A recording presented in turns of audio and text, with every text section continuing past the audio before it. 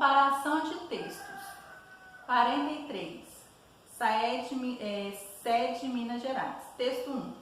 Sem proteção. Então, vocês vão fazer a leitura deste texto 1. Vamos lá para a próxima página, 22. Texto 2. Eu vou ler aqui com vocês o texto 2. O texto 1, vocês vão fazer a leitura aí, tá bom? Texto 2. Perda de tempo. Os métodos mais usados por adolescentes e jovens brasileiros não resolvem os problemas mais sérios de acne. 23% lavam o rosto várias vezes ao dia, 21% usam pomadas e cremes convencionais, 5% fazem limpeza de pele, 3% usam hidratante, 2% evitam simplesmente tocar no local e 2% usam sabonete neutro. Agora a pergunta aí. Comparando os dois textos, percebe-se que eles são A. Semelhantes, B.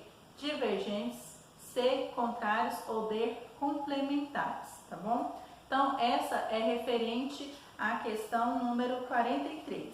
Então, vamos prosseguir aí, dando continuidade. Nós vamos falar agora na página 24, nós vamos falar sobre tabela e gráfico, tá bom? Então, vamos lá. Notícias e reportagem expõe informações ao leitor, em geral por meio de um texto verbal. Contudo, uma mesma informação pode ser apresentada de diferentes formas. Releia um parágrafo da notícia e observe como os dados podem ser apresentados de dois outros formatos, tabela e gráfico. Então, uma mesma notícia, ela também pode ser transmitida através de tabelas e também de gráficos. Então, vamos ler aqui. Os refugiados reconhecidos em 2016 são em maior parte da Síria, 326, República Democrática do Congo, 189, Paquistão, 98, Palestina, 57 e Angola, 26. Então, nós temos o exercício número 1 aqui. Complete a tabela distribuindo as informações desse parágrafo em linhas e colunas. E na primeira linha, escreva o título. Ele deve identificar ao leitor sobre o que se trata a tabela.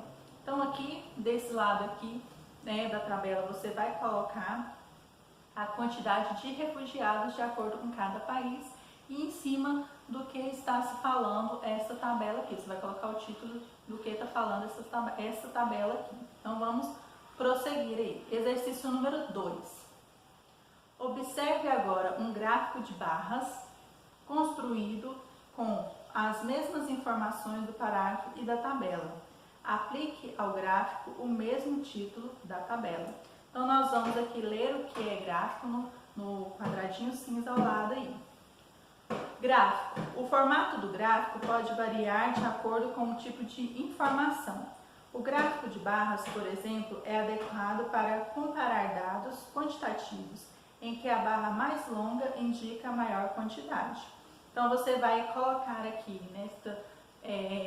neste gráfico aqui o mesmo título que você usou em cima da tabela, você vai colocar aqui nesse gráfico de barras. Então, vamos aqui, letra A.